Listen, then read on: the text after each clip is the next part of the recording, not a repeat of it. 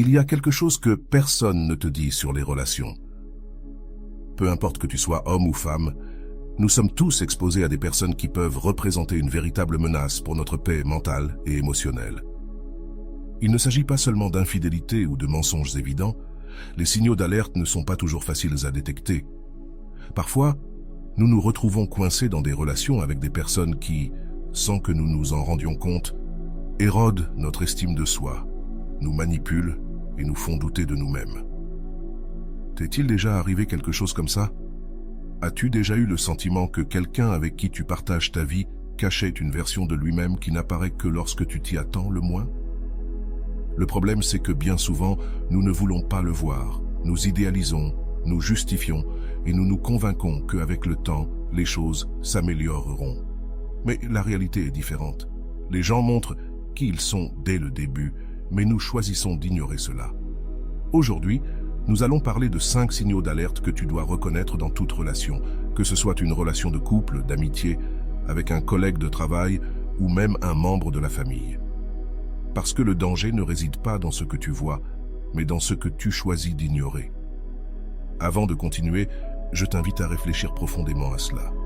Si tu as déjà eu le sentiment que quelqu'un t'a fait douter de ta propre valeur, cette vidéo est pour toi. Et si, dans ce processus, tu découvres quelque chose qui résonne en toi, je veux que tu laisses dans les commentaires la phrase suivante: « Mon amour-propre n'est pas à vendre ». Maintenant, passons à la suite, où nous explorerons l'arrière-plan psychologique de ces signaux d'alerte. Nous verrons comment Jung, Freud et d'autres grands penseurs ont expliqué ces comportements et comment nous pouvons nous en protéger. Ne le manquez pas, les signaux d'alerte que tu ne dois pas ignorer. Analyse psychologique complète. Les relations humaines sont complexes et bien souvent, les signaux d'alerte sont devant nous, mais nous choisissons de les ignorer. Sigmund Freud parlait du mécanisme de défense du déni, où l'esprit, pour se protéger de la douleur, refuse de voir la réalité telle qu'elle est.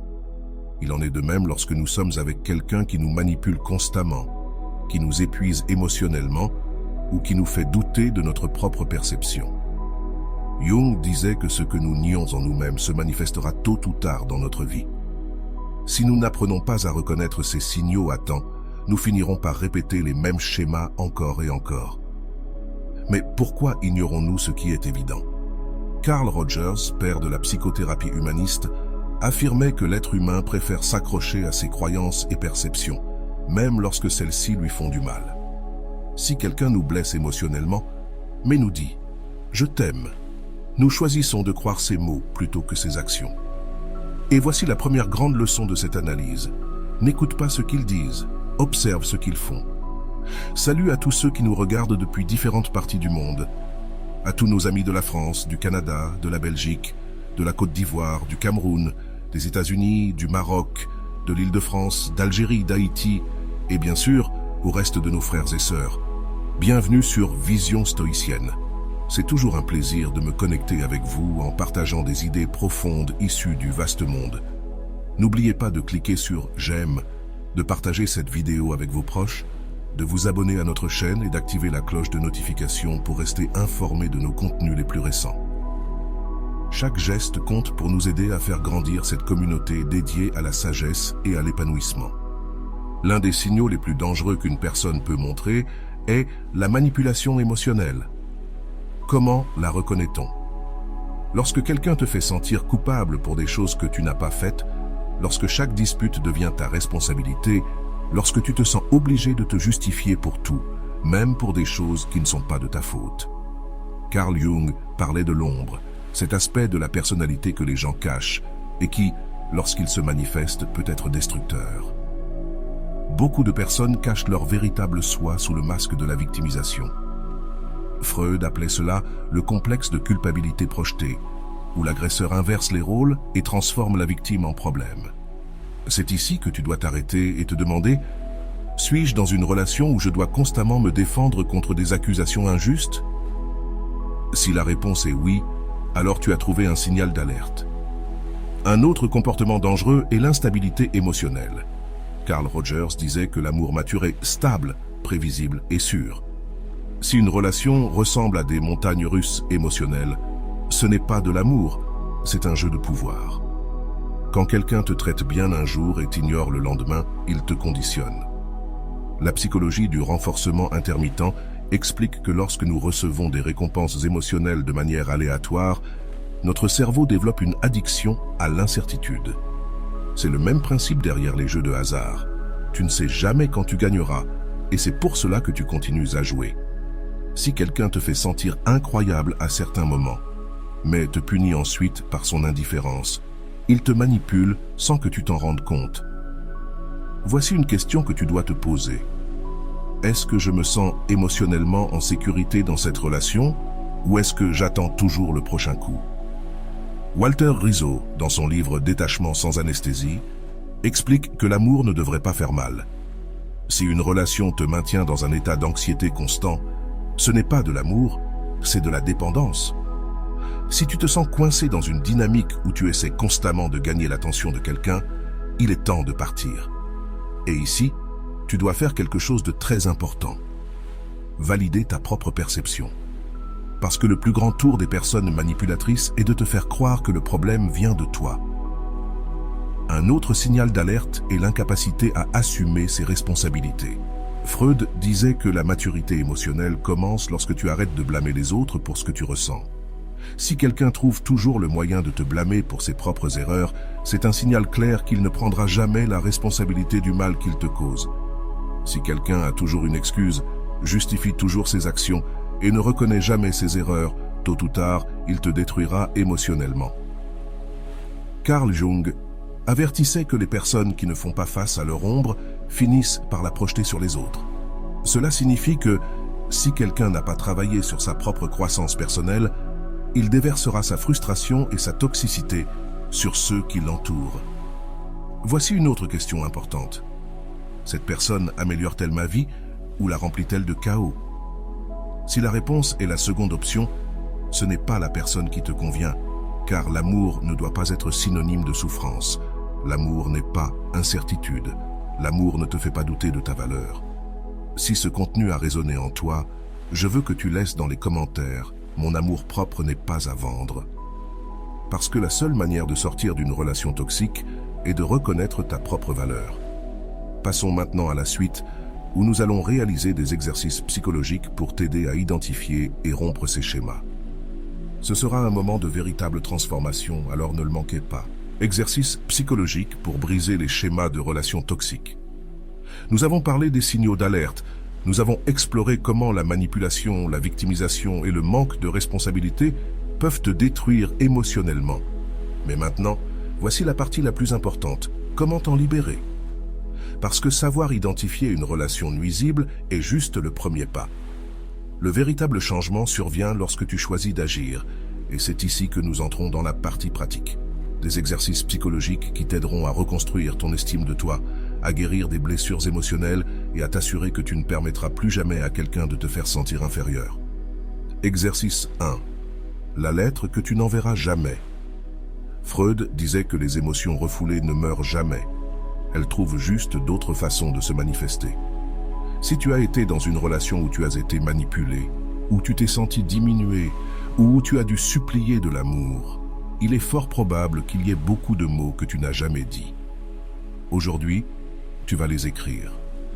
Écris une lettre pour cette personne qui t'a fait du mal, non pas pour l'envoyer, mais pour te libérer. Dis-lui tout ce que tu n'as jamais pu dire. Exprime-toi avec totale honnêteté, ne garde rien pour toi. Lorsque tu auras terminé, lis-la à haute voix pour toi-même et déchire-la ou brûle-la. Cet exercice est une façon symbolique de dire à ton esprit « je ne porte plus ce poids ». Parce que lâcher prise ne signifie pas oublier, ça signifie cesser de supporter quelque chose qui te fait du mal. Exercice 2. La phrase « devant le miroir ». Carl Rogers parlait du concept positif de soi. L'idée que c'est seulement lorsque nous nous validons nous-mêmes que nous arrêtons de chercher validation chez les autres. Va devant le miroir, regarde-toi dans les yeux et répète à haute voix « Je suis suffisant. Je n'ai besoin de personne pour me valider. Je n'accepterai rien de moins que ce que je mérite. » Au début, cela peut être inconfortable, mais c'est un exercice puissant. Lorsque tu te parles avec amour, ton esprit enregistre cela comme une nouvelle croyance. Fais-le tous les jours pendant une semaine. Tu verras comment cela change la manière dont tu te perçois. Exercice 3. La liste des non négociables. Walter Rizzo dit « L'amour sain repose sur le respect et des limites claires. Sans limite, l'amour devient souffrance. Fais une liste de tes non négociables. Quelles sont les choses que tu ne reviendras jamais accepter dans une relation? Manque de respect, manipulation, indifférence, contrôle émotionnel.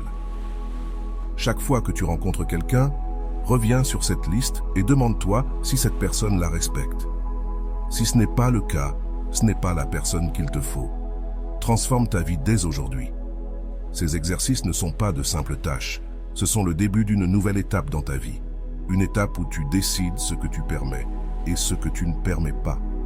La raison pour laquelle beaucoup de personnes finissent dans des relations toxiques est qu'elles ne se sont pas donné la valeur qu'elles méritent réellement. Mais cela change aujourd'hui. Si tu es arrivé jusqu'ici et que ces exercices ont résonné en toi, je veux que tu écrives dans les commentaires. Mon amour-propre n'est pas à vendre, car à partir de ce moment, tu as décidé de ne pas vendre ta dignité. Maintenant, passons à la prochaine partie, où nous ferons une analyse approfondie de la façon dont ces concepts peuvent être appliqués dans ta vie quotidienne. Ce sera la partie la plus révélatrice, alors prépare-toi. Les relations humaines sont complexes, remplies de nuances et de subtilités. Parfois, ce qui semble être de l'amour n'est que de la dépendance. Ce qui semble être de l'intérêt est de la manipulation. Et ce qui semble être de la tendresse est un contrôle dissimulé. Sigmund Freud parlait des mécanismes de défense, des stratégies psychologiques que nous utilisons pour éviter la douleur émotionnelle. L'un des plus courants est le déni. Bien souvent, quand nous sommes dans une relation avec quelqu'un qui nous blesse émotionnellement, nous ne voulons pas voir les signaux d'alerte, car les affronter signifierait accepter que nous avons pris une mauvaise décision. Carl Jung disait que ce que nous nions à l'intérieur de nous finira par se manifester dans notre vie. Si nous n'apprenons pas à reconnaître ces signes à temps, nous finirons par répéter les mêmes schémas encore et encore. Mais pourquoi ignorons-nous ce qui est évident? Carl Rogers, père de la psychothérapie humaniste, affirmait que l'être humain préfère s'accrocher à ses croyances et perceptions, même quand elles nous blessent. Si quelqu'un nous blesse émotionnellement mais nous dit « je t'aime », nous choisissons de croire en ses paroles plutôt qu'en ses actions. Voici la première grande leçon de cette analyse. N'écoute pas ce qu'ils disent, observe ce qu'ils font. L'un des signes les plus dangereux qu'une personne peut montrer est la manipulation émotionnelle. Comment la reconnaît-on? Quand quelqu'un te fait te sentir coupable pour des choses que tu n'as pas faites, quand chaque dispute finit par être de ta responsabilité, quand tu te sens obligé de te justifier pour tout, même pour des choses qui ne sont pas de ta faute. Carl Jung parlait de l'ombre, cet aspect de la personnalité que les gens cachent et qui, lorsqu'il se manifeste, peut être destructeur. Beaucoup de personnes cachent leur vrai soi sous le masque de la victimisation. Freud l'appelait le complexe de culpabilité projeté, où l'agresseur inverse les rôles et transforme la victime en problème. C'est là que tu dois te regarder et te poser la question suivante. Suis-je dans une relation où je dois constamment me défendre contre des accusations injustes? Si la réponse est oui, tu as trouvé un signal d'alerte. Un autre comportement dangereux est l'instabilité émotionnelle. Carl Rogers disait que l'amour mature est stable, prévisible et sécurisé. Si une relation est des montagnes russes émotionnelles, ce n'est pas de l'amour, c'est un jeu de pouvoir. Quand quelqu'un te traite bien un jour et le lendemain t'ignore, il te conditionne. La psychologie du renforcement intermittent explique que lorsque nous recevons des récompenses émotionnelles de façon aléatoire, notre cerveau développe une addiction à l'incertitude. C'est le même principe derrière les jeux de hasard. Tu ne sais jamais quand tu vas gagner, et c'est pour cela que tu continues à jouer. Si quelqu'un te fait te sentir incroyable par moment, mais te punit ensuite par son indifférence, il te manipule sans que tu t'en rendes compte. Voici une question à te poser. Est-ce que je me sens émotionnellement en sécurité dans cette relation, ou suis-je toujours en train d'attendre le prochain coup? Walter Rizzo, dans son livre, explique que l'amour ne devrait pas faire mal. Si une relation te maintient dans un état d'anxiété constant, ce n'est pas de l'amour, c'est de la dépendance. Si tu te sens piégé dans une dynamique où tu essaies constamment de gagner l'attention de quelqu'un, il est temps de sortir. Et ici, tu dois faire quelque chose de très important. Valider ta propre perception, car le plus grand tour des personnes manipulatrices est de te faire croire que le problème, c'est toi. Un autre signe d'alerte est l'incapacité de prendre des responsabilités. Freud disait que la maturité émotionnelle commence lorsque tu arrêtes de blâmer les autres pour ce que tu ressens. Si une personne trouve toujours un moyen de te culpabiliser pour ses propres erreurs, c'est un signe clair qu'elle ne prendra jamais de responsabilité pour les torts qu'elle te cause. Si quelqu'un a toujours une excuse, justifie toujours ses actions et ne reconnaît jamais ses fautes, tôt ou tard, il te détruira émotionnellement. Carl Jung avertissait que les personnes qui ne font pas face à leur ombre finissent par la projeter sur les autres. Cela signifie que si quelqu'un n'a pas travaillé sur sa propre croissance personnelle, il déversera sa frustration et sa toxicité sur ceux qui l'entourent. Voici une autre question importante. Cette personne améliore-t-elle ma vie ou la remplit-elle de chaos? Si la réponse est la seconde, ce n'est pas la bonne personne pour toi, car l'amour n'est pas souffrance, l'amour n'est pas incertitude, l'amour ne te fait pas douter de ta valeur. Les relations saines ont un point commun, la sécurité émotionnelle. Si tu te sens anxieux, incertain, constamment préoccupé par la question de savoir si l'autre personne sera là demain, alors quelque chose ne va pas. Freud disait que les émotions réprimées ne meurent jamais. Elles trouvent simplement de nouvelles façons de se manifester. Si une relation te cause plus d'anxiété que de bonheur, tu es piégé dans une relation de renforcement intermittent. Et ce genre de relation est le plus difficile à lâcher, car le problème n'est pas seulement l'autre, c'est ton propre esprit qui s'est habitué à ce cycle d'incertitude.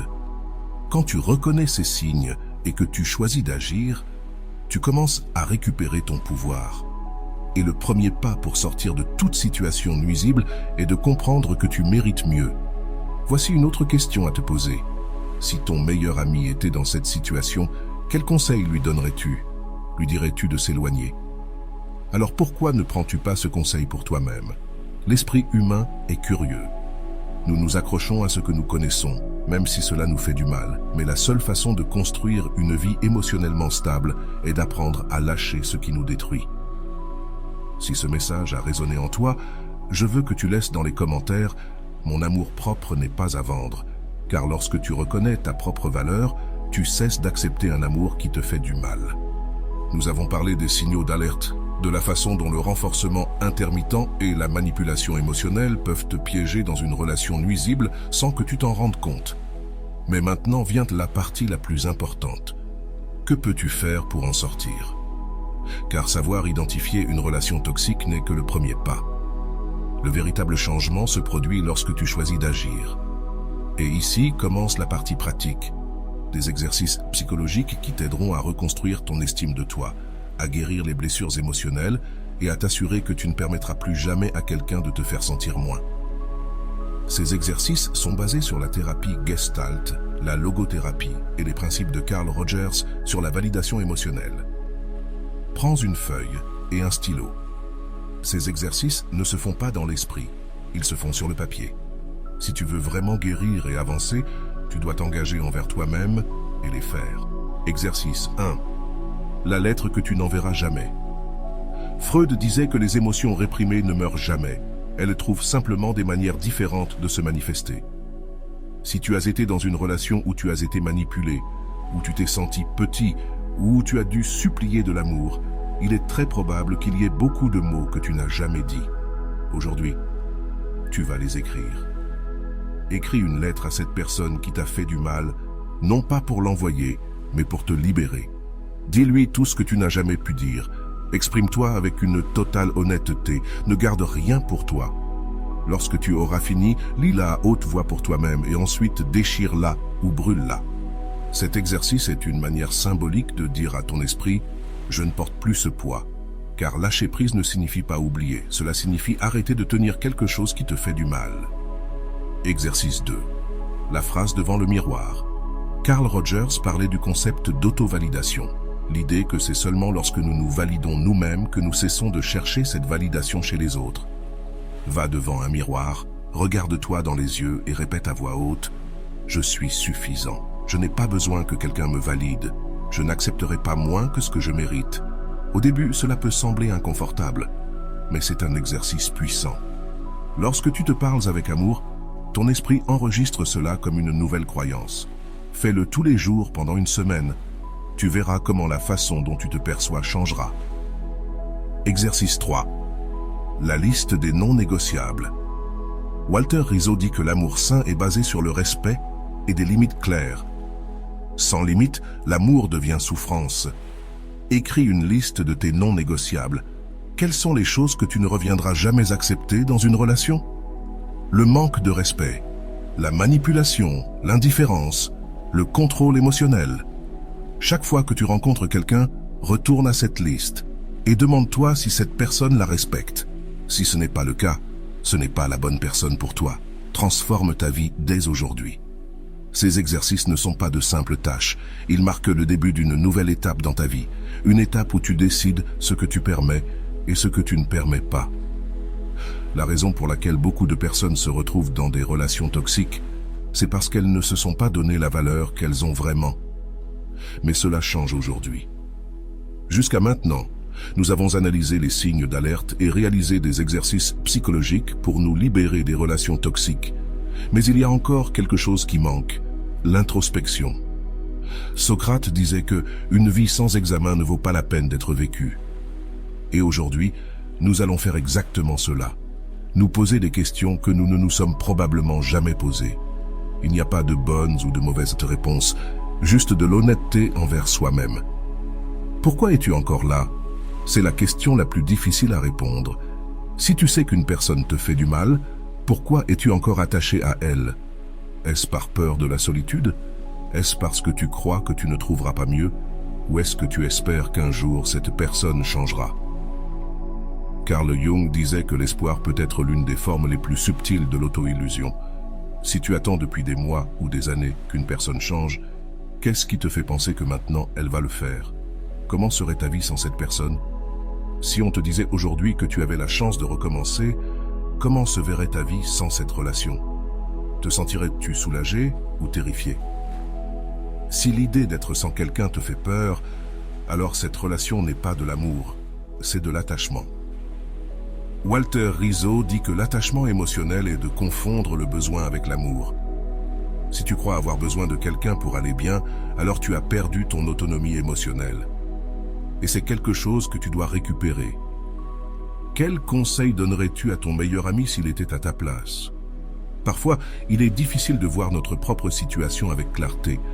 Mais si ton meilleur ami était coincé dans une relation où il est manipulé, ignoré ou méprisé, que lui dirais-tu? Probablement que tu lui conseillerais de sortir de là. Alors pourquoi n'appliques-tu pas ce même conseil à toi-même?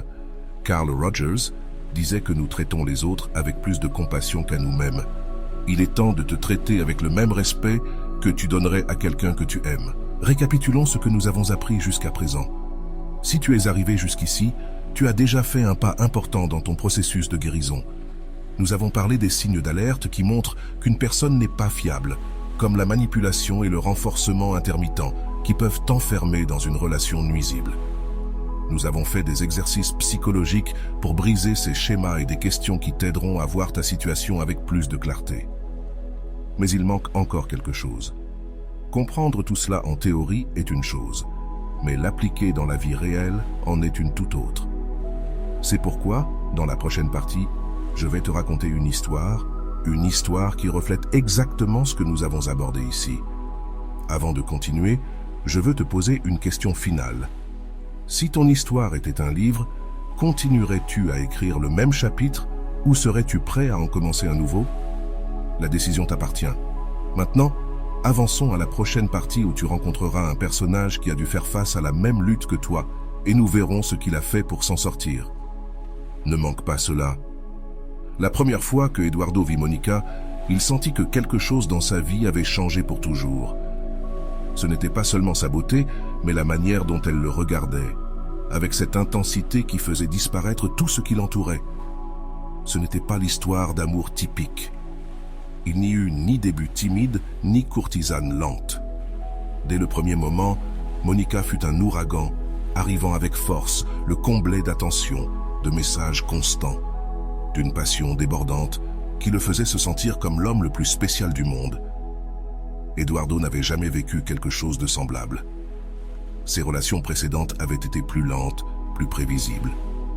Mais Monica était différente. Elle lui faisait se sentir vivant, lui apportait des émotions qu'il n'avait jamais connues.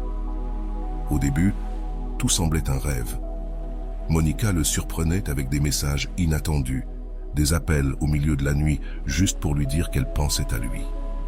C'était une sensation enivrante. Qui ne voudrait pas être avec quelqu'un qui te fait sentir ainsi?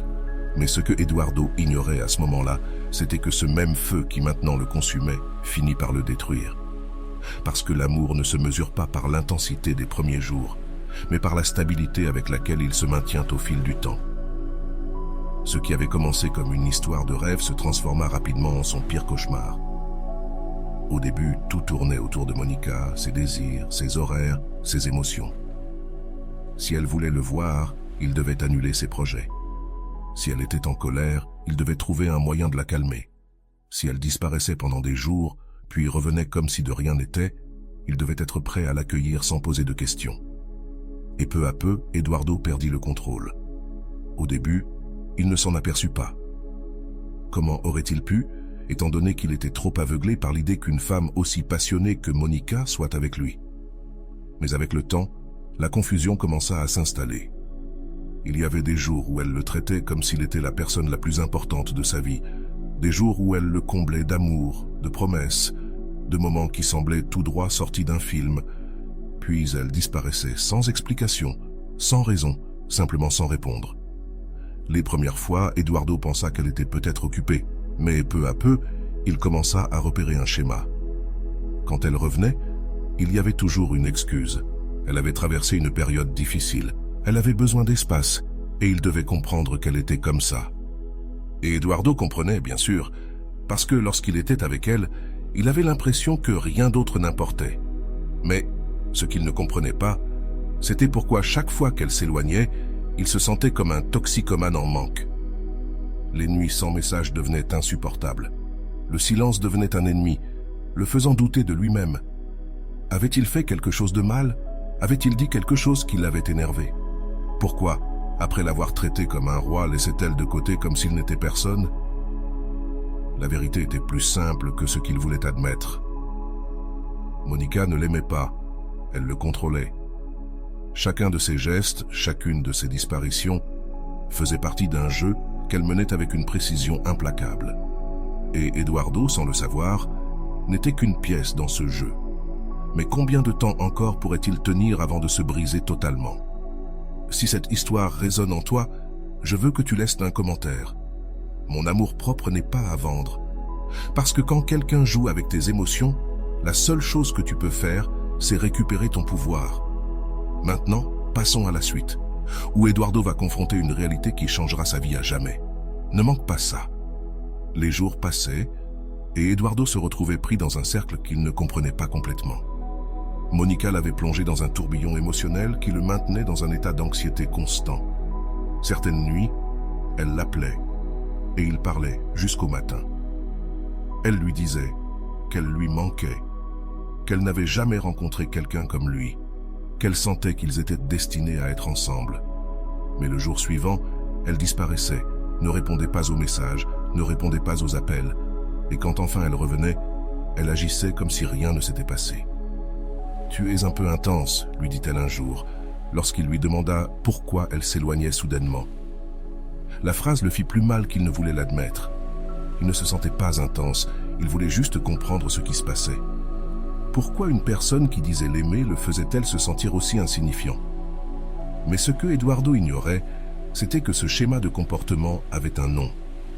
Le renforcement intermittent. La psychologie l'explique clairement. Quand quelqu'un alterne entre l'amour et le mépris, l'esprit de l'autre entre dans un état de dépendance émotionnelle. Walter Rizzo décrit cela comme une addiction à la souffrance déguisée en amour. Eduardo ne pouvait pas le voir, mais il n'était plus dans une relation, il était prisonnier d'une addiction. Chaque fois que Monica s'éloignait, il sentait un vide dans sa poitrine, une douleur que seule elle pouvait apaiser. Et quand elle revenait, même si c'était avec indifférence, même si c'était avec des excuses, il se sentait soulagé. Car le pire pour Eduardo, ce n'était pas que Monica le traite mal. Le pire, c'était la possibilité de la perdre. Le plus ironique, c'était que, lorsqu'ils étaient ensemble, il ne se sentait pas toujours heureux. Il y avait quelque chose en elle qui le faisait douter de tout, une sensation constante que, à tout moment, tout pourrait s'effondrer. Mais cela n'avait pas d'importance, car quand elle était près de lui, il sentait que tout avait du sens. C'est ça, le piège du renforcement intermittent. Cela te fait croire que l'amour, c'est lutter, que c'est normal de ressentir de l'anxiété quand quelqu'un te tient à cœur, que si tu souffres pour quelqu'un, c'est que tu l'aimes vraiment. Mais Corneille disait que ce qui nous fait souffrir, ce n'est pas l'amour, mais une blessure non résolue. Et Eduardo ne se rendait pas compte que la vraie raison pour laquelle il était tellement obsédé par Monica n'avait rien à voir avec elle. Cela avait à voir avec lui, avec sa peur de l'abandon, avec l'idée que, s'il la laissait partir, il ne trouverait plus jamais quelqu'un d'autre. Car Monica avait été claire là-dessus. « Tu crois que quelqu'un d'autre te voudra comme moi ?» lui avait-elle dit un soir, après qu'il ait essayé de s'éloigner, et il l'avait cru. L'esprit humain est ainsi. Nous nous accrochons davantage à ce qui nous blesse quand nous croyons qu'il n'y a rien de mieux qui nous attend. Eduardo était prêt à abandonner, à accepter que peut-être l'amour était simplement ainsi, jusqu'à ce qu'un jour tout change. C'était un vendredi soir quand il reçoit un message inattendu. Mais ce n'était pas de Monica, c'était d'un ami commun, et ce qu'il vit à l'écran fit que le monde autour de lui s'arrêta. C'était une photo de Monica, souriante, enlacée à un autre homme heureux. La douleur dans sa poitrine fut immédiate. Ce n'était pas seulement de la jalousie, c'était la confirmation de ce qu'il avait toujours soupçonné. Elle n'avait jamais été vraiment avec lui. Elle avait toujours joué avec lui. Et le pire, ce n'était pas cela.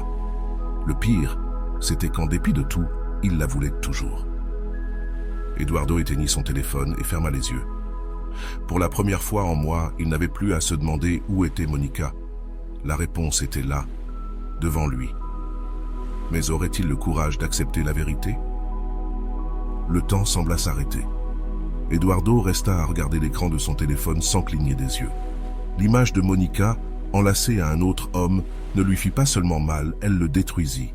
Pas parce qu'il ne l'avait pas déjà soupçonné, mais parce qu'il avait maintenant la preuve définitive. La vérité, celle qu'il avait évité de confronter pendant si longtemps, était là, dans une simple photo. Monica n'avait jamais été sienne. Elle ne lui avait jamais appartenu, car Monica n'appartenait à personne. C'était comme le vent, toujours en mouvement, toujours à la recherche d'un nouvel endroit où se poser. Eduardo sentit qu'il manquait d'air, son cœur battait fort, comme s'il voulait s'échapper de son propre corps.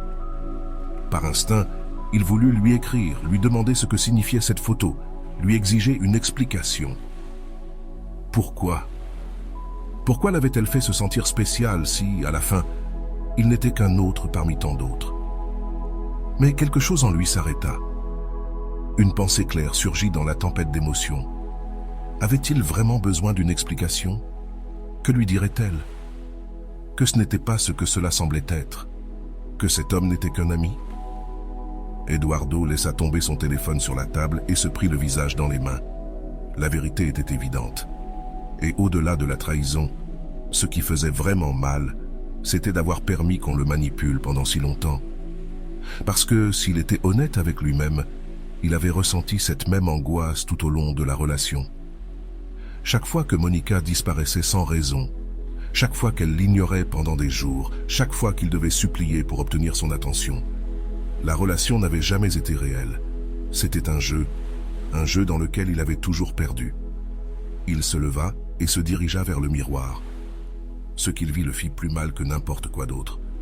Ce n'était pas le même homme qui avait commencé cette histoire. Son reflet lui renvoie l'image de quelqu'un de fatigué, quelqu'un qui s'était perdu en essayant de maintenir quelque chose qui n'avait jamais existé. À ce moment-là, une question traversa son esprit comme un éclair. Combien de choses était-il prêt à perdre? Eduardo avait sacrifié sa paix, son estime de soi, sa dignité, et pourtant, cela n'avait pas suffi. Il resta silencieux, respirant, sentant, comprenant. L'amour ne devrait pas faire aussi mal. Carl Rogers disait qu'une relation saine est celle dans laquelle les deux peuvent grandir sans crainte. Avec Monica, il n'avait jamais grandi, Il s'était seulement rétréci, il était devenu une version plus fragile de lui-même. Mais tout avait une limite, et Eduardo était sur le point d'atteindre la sienne. Il serra les poings. Il n'allait pas lui écrire, il n'allait rien lui demander. Pas parce qu'il ne voulait pas de réponse, mais parce qu'il n'en avait plus besoin. Le simple fait de ressentir le besoin d'une explication était un signe qu'il était encore prisonnier de son jeu et il était prêt à en sortir. D'un geste ferme, il prend son téléphone et effaça son contact. Pas seulement la conversation, le numéro.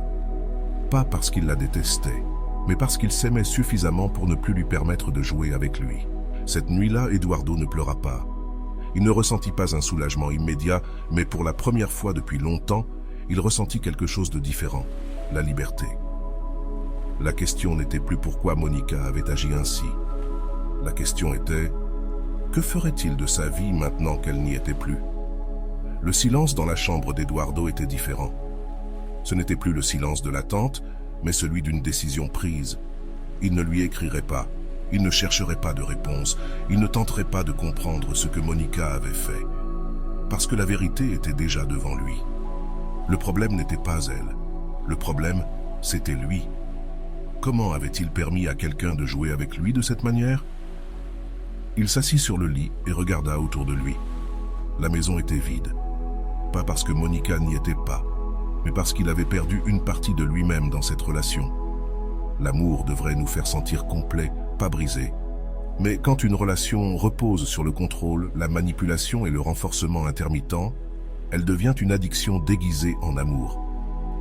Carl Jung disait que nous sommes ce que nous choisissons de répéter. Et Eduardo se rend compte qu'il avait répété le même schéma pendant des mois, attendant, justifiant, trouvant des excuses pour quelqu'un qui n'avait jamais été sien. Mais ce cycle prenait fin ce jour-là. Il se leva et marcha vers le miroir.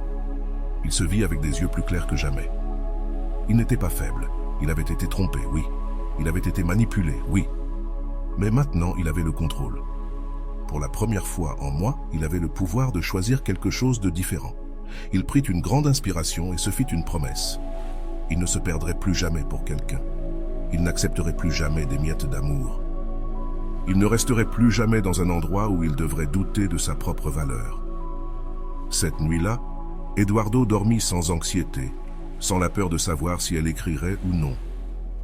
Parce que, pour la première fois depuis longtemps, cela ne l'importait plus. Les jours passèrent, et Eduardo commença à se sentir différent. Ce ne fut pas facile, ce n'était pas une question d'un seul moment d'illumination. La dépendance émotionnelle est comme une drogue. Au début, le corps en redemande, l'esprit cherche n'importe quelle excuse pour revenir.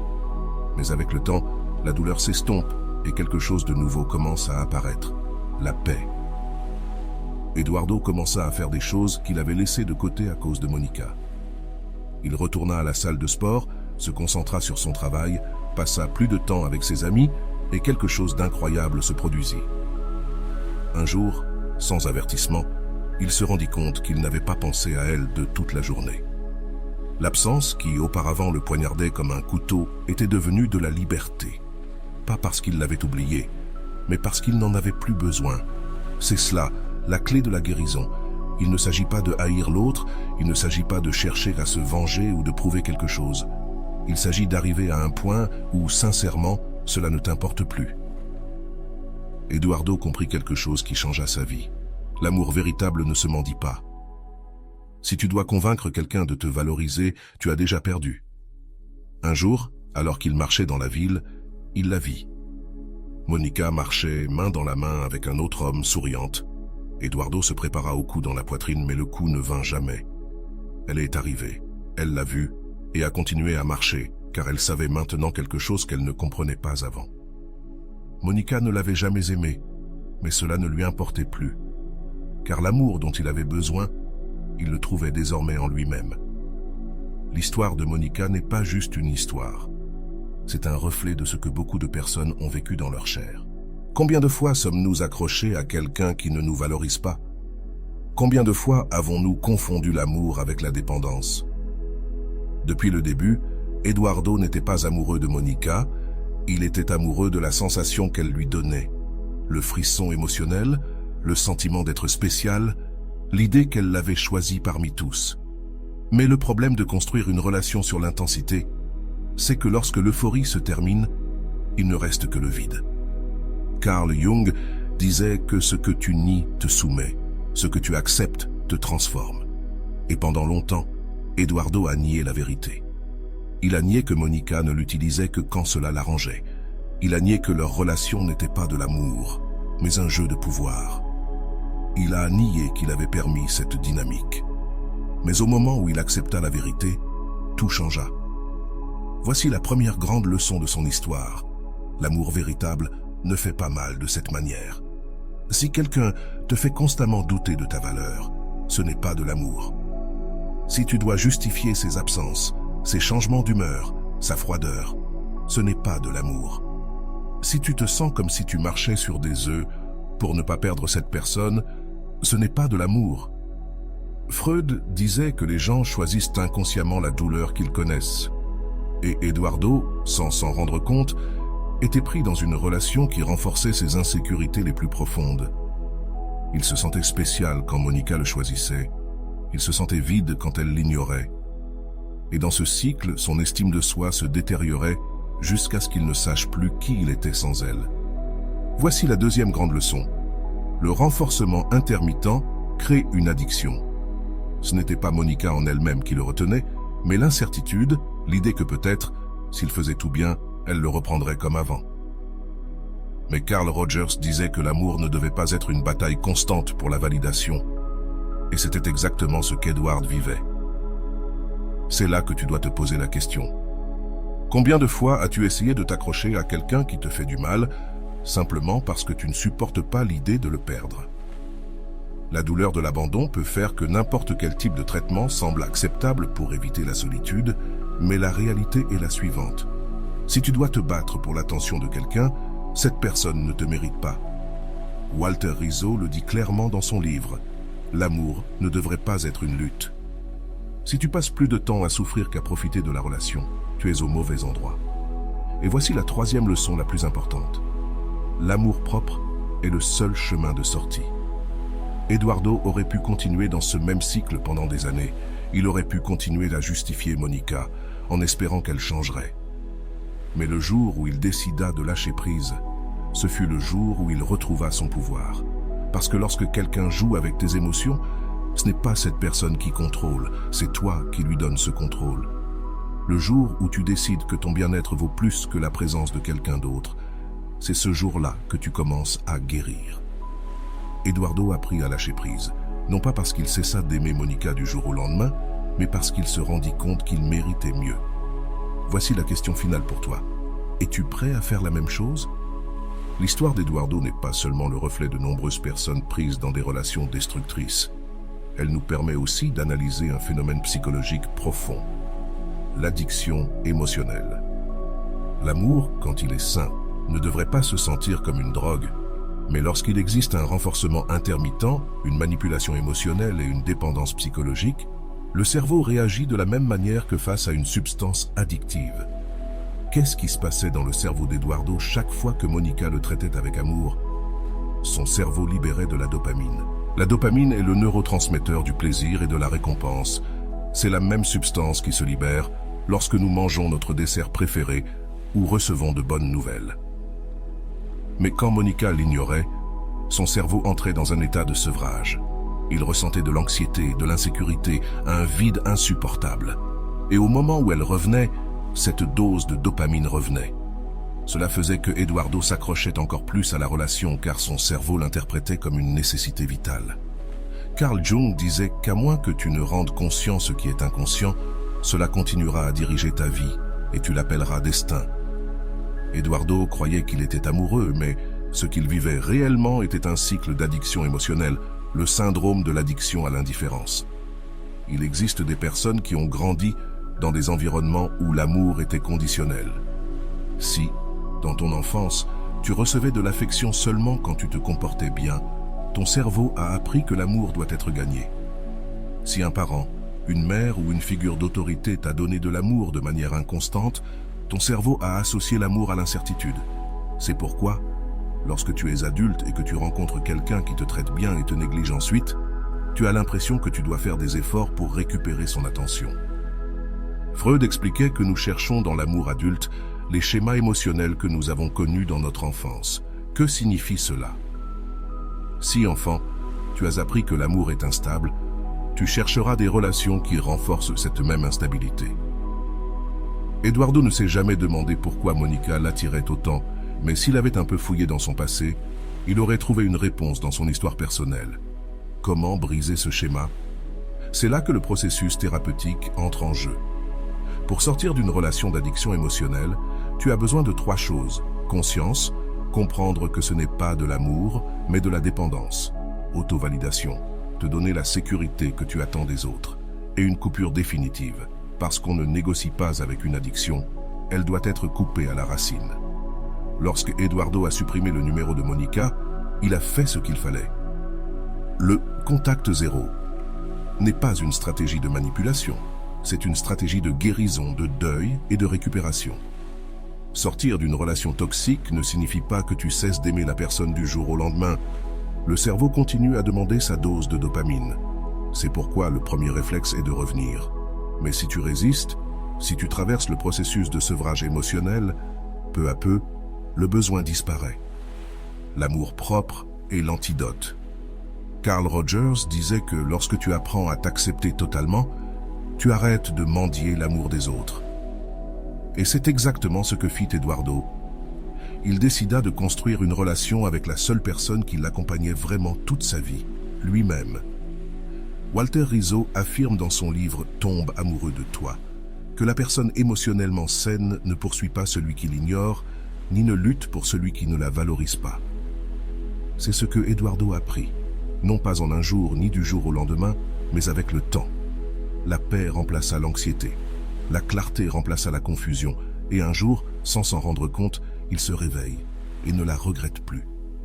C'est ainsi qu'on surmonte réellement quelqu'un, non avec la haine, non avec la vengeance, mais avec la certitude que la personne la plus importante de ta vie, c'est toi. L'histoire d'Eduardo a été le reflet de ce que beaucoup de gens ont vécu dans leur chair, mais son plus grand enseignement ne réside pas dans la souffrance, mais dans la transformation. La fin de son histoire ne parle pas seulement de s'éloigner de Monica, mais de se reconstruire après avoir été détruit. Et c'est là que réside le véritable travail. Guérir pour ne pas répéter. Parce que si Eduardo n'avait pas appris la leçon, il serait allé chercher une autre Monica, mais avec un autre homme. Et voici le premier point clé de l'analyse finale. Si tu ne guéris pas, tu répéteras l'histoire avec un personnage différent. Carl Jung disait que tant que l'inconscient ne devient pas conscient, il dirigera ta vie et tu l'appelleras destin. Cela signifie que si Eduardo ne comprenait pas pourquoi il s'était attaché à Monica, le schéma se répétait. C'est ainsi que beaucoup de personnes passent d'une relation toxique à une autre. Elles changent de partenaire, mais ne changent pas de blessure. Et c'est pourquoi elles finissent toujours par revivre la même histoire avec un visage différent. Voici la deuxième grande leçon. L'amour ne doit pas te faire perdre ton identité. Lorsque Eduardo se regarda dans le miroir, il ne se reconnut plus. Il avait perdu son essence, son estime de soi, ses limites, et tout cela à cause de quelqu'un qui ne le valorisait même pas. Walter Rizzo dit que si un amour te demande de te perdre toi-même, c'est un amour qui n'en vaut pas la peine. Et c'est quelque chose que beaucoup de gens apprennent trop tard. L'amour devrait te renforcer, pas te détruire. Si une relation te fait te sentir incertain, insuffisant ou piégé, ce n'est pas de l'amour, c'est de la dépendance. Et la seule façon de guérir la dépendance, c'est de revenir à toi-même. Le deuil de laisser partir quelqu'un qui n'a jamais été à toi est l'une des parties les plus difficiles du processus. Eduardo a dû accepter que Monica n'ait jamais vraiment été à lui. Comment lâcher prise de quelque chose que tu n'as jamais eu? C'est là qu'entre en jeu la blessure du rejet. Souvent, ce qui nous fait mal, ce n'est pas la personne, mais l'idée que nous n'avons pas été suffisants pour la retenir. Carl Rogers disait que la valeur d'une personne ne se mesure pas à qui la choisit, mais à combien elle se choisit elle-même. Eduardo a dû apprendre cela car l'amour n'est pas de prouver sa valeur à quelqu'un d'autre. L'amour, c'est savoir que ta valeur existe avec ou sans la validation de l'autre. briser le cycle de l'addiction émotionnelle. Pour Eduardo, le plus grand défi a été de résister à la tentation de revenir, car le cerveau, habitué à l'incertitude, cherche désespérément à revenir à ce qu'il connaît. Mais Freud disait que lorsque le désir n'est pas contrôlé, il devient de l'esclavage. Et Eduardo ne voulait plus être l'esclave de son passé. La seule façon de briser un schéma, c'est de ne pas le nourrir à nouveau. Chaque message qu'il n'a pas envoyé, chaque impulsion qu'il a ignorée, chaque fois qu'il a choisi sa paix plutôt que son anxiété, a été une victoire. Car guérir n'est pas un moment d'illumination. Guérir est une série de petites décisions quotidiennes, jusqu'à ce qu'un jour, sans t'en rendre compte, ça ne fasse plus mal. La renaissance d'Eduardo. Lorsqu'Eduardo l'a revu, enlacé avec un autre homme, il n'a ressenti aucune émotion. Pas parce qu'il l'avait oublié, mais parce qu'il n'en avait plus besoin. Son esprit, qui la voyait autrefois comme le centre de son univers, la voyait maintenant comme une personne parmi d'autres dans la foule. Et là, à ce moment-là, il a compris ce qu'était la vraie liberté. Pas la liberté d'être sans quelqu'un, mais la liberté de ne pas avoir besoin de quelqu'un qui ne le valorise pas. Car la vraie guérison n'est pas de trouver quelqu'un de mieux, c'est de devenir une personne qui n'accepterait jamais moins que ce qu'elle mérite. Ton moment de réflexion. Maintenant, je veux que tu te poses une question. Es-tu prêt à te choisir toi-même? Parce que l'histoire d'Eduardo pourrait être la tienne. Et si tu es arrivé jusqu'ici, peut-être est-ce parce que tu as besoin d'entendre cela. Tu n'as pas besoin de mendier de l'amour. Tu n'as pas besoin de prouver ta valeur. Tu n'as pas besoin de rester dans un endroit où tu te sens constamment insuffisant. Nous avons parcouru ensemble l'histoire d'Eduardo, une histoire qui ne reflète pas seulement son processus de guérison, mais aussi celui de nombreuses personnes ayant vécu des relations destructrices. Mais maintenant, je veux m'adresser directement à toi. Car si tu es arrivé jusqu'ici, c'est qu'une partie de cette histoire t'a touché.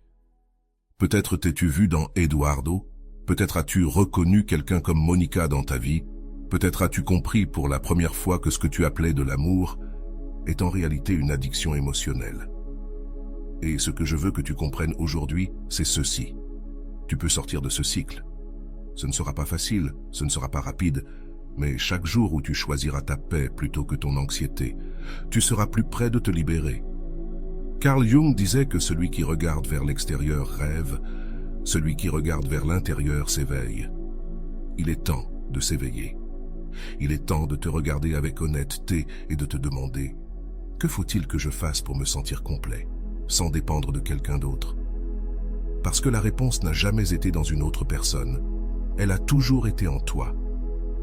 Maintenant, avant de conclure, je veux te demander quelque chose.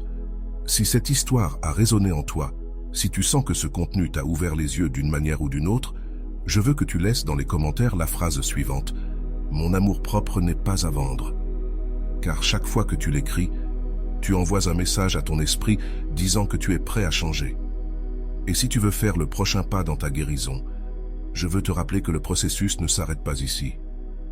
Le véritable changement se produit lorsque tu choisis de travailler sur toi-même chaque jour, lorsque tu choisis que ton bien-être est plus important que tout le reste. Ainsi, maintenant, c'est à toi de jouer. Choisis ta paix, choisis ton amour-propre, choisis de ne plus être le personnage secondaire dans l'histoire de quelqu'un d'autre et deviens le protagoniste de ta vie. Merci d'être allé jusqu'ici. Merci de t'être écouté toi-même. Et souviens-toi toujours ceci. L'amour le plus important de ta vie est celui que tu construis à l'intérieur de toi.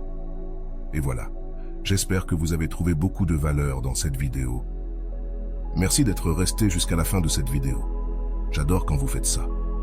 Si vous voulez une autre vidéo sur ce sujet, écrivez en commentaire. J'en veux encore plus. J'espère vous revoir dans une autre vidéo.